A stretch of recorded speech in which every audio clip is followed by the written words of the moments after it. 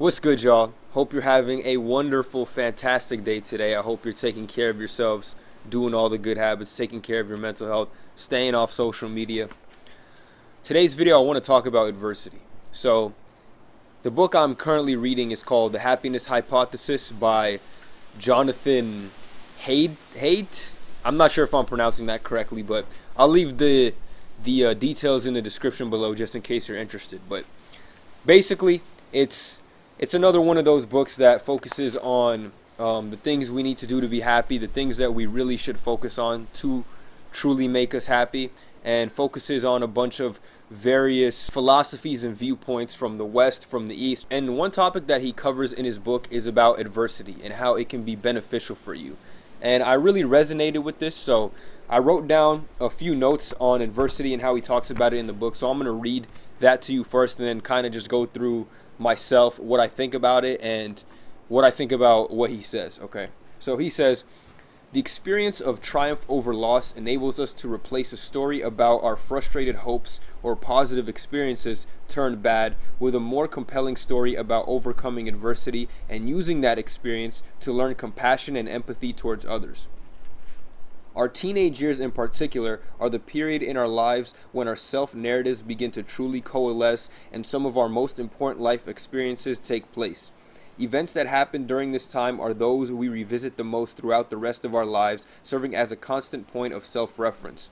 Accordingly, some adversity in one's teenage and early adulthood years, if properly overcome, can provide a real character-building boost to people later in life. So that was probably a lot to take in, so let's kind of break it down piece by piece. Let's start with the first part I talked about where he said, the experience of triumph over loss enables us to replace a story about our frustrated hopes turned bad with a more compelling story. So here essentially what he's saying is, when we overcome something, when we go through adversity, when we go through a hardship and overcome it, when we go through a struggle and get out of that on the other side, that allows us to have, a story to tell other people, to tell ourselves, just to reflect upon, that can replace the stories that you tell other people or reflect upon that are just bad situations for you, right? So rather than complaining about something that you're going through or, feeling bad about a situation you're in, once you've overcome adversity, once you've welcomed it, figured it out, and overcame it,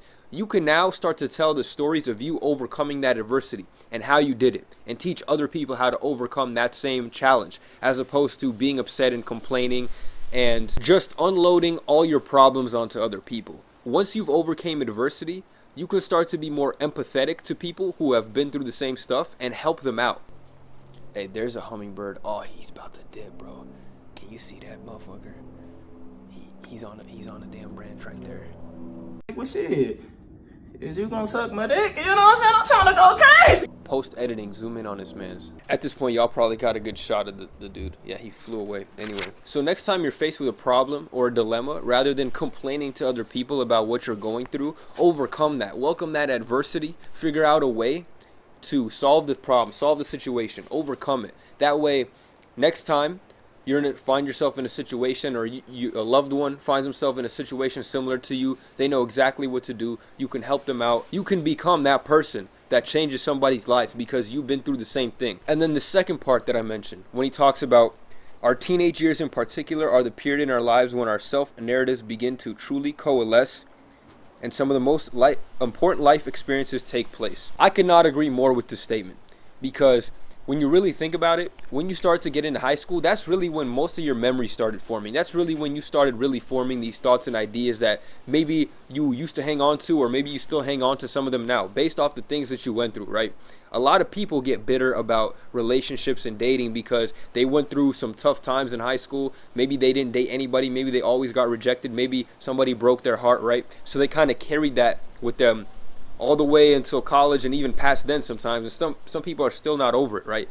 Some people are still bitter about women and things like that. It's because of the things they went through. And that's really when we start forming these memories and connections, and our brain really starts associating things to our past and remembering things that happen. And It's one of the most crucial times in our lives. And the funny thing is about that is it's going to be your base point of reference, right? So whenever we look at something, we always have a reference point, right? That's why we compare ourselves to other people, and why it can be very toxic is because we have a messed up reference point. We go on social media all the time, see all these hyper successful people that are our age or maybe even younger, getting all this money, living the life that we think that we want, and we compare ourselves to them. So our reference point is just messed up. We think we should be on the same level as these people, and that if we're not, we're a failure. If we're not as beautiful as some of these people, we're a failure. So that's what having bad reference points is. And what he's referring to here in the book is a similar situation with your teen years, right? Think back to high school. Like, usually that's your reference point, and that's going to be the first reference point you have in life when you really start maturing and forming like coherent relationships and friendships with people, and actually start getting yourself involved with them, kind of becoming a little more independent. Those are going to be our reference point for the rest of our lives, right? When you're going into college, your reference point is high school. When you move on from college, you start becoming an adult, going into real life stuff. Your reference point is going to be college, but it's still going to be high school, right? So everything that happens is going to be based off this baseline reference point, and it usually is your teenage years in high school. So it's very, very, very important that during these years, any challenge that you're faced with, any adversity that you are faced with, you overcome and welcome it, take that as a positive, and use it as a learning experience. Don't look at it as something bad that happened to you, because bad things happen to people all the time. People are going to go through bad things all the time, but you have to learn to overcome that adversity in a healthy way. And that way, when you're getting older, you might not have a lot of these problems. And like he mentioned here, it can really, really build your character if you can successfully and healthily overcome the adversity. A lot of people, including myself, didn't handle certain things very, very well in their teenage years in high school. I mean, I was young, dumb, and immature, right? I'm sure a lot of you can relate to that. Like, you didn't know what the hell you were doing. You were just doing stuff that you saw or heard from your friends. You were just kind of going with the flow. And it could mess up a lot of things depending on what happens, right? Like I mentioned before, some people went through bad experiences, like with relationships or dating or whatever else it may happen to be, and they still haven't overcome it. They still have this stubborn mindset, this toxic mindset with whatever it is, right? Maybe they have a fixed mindset, not a growth mindset, because, they always got bad grades and they believe that they couldn't change, right? So these things really carry on with you throughout your life. And if you can learn to overcome them, you should look to overcome them.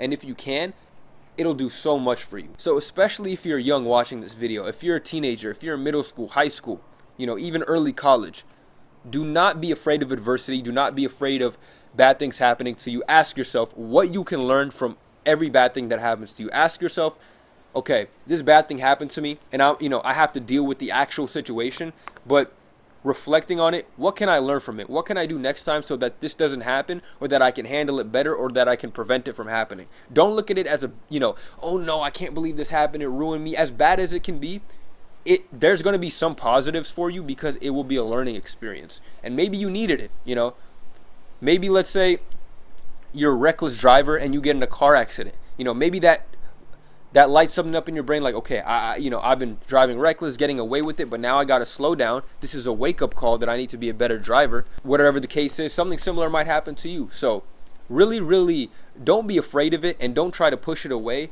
Take time to accept it, overcome it, and reflect on it, so that it truly builds your character and is not something that weighs you down and becomes trauma for you later in life. Okay?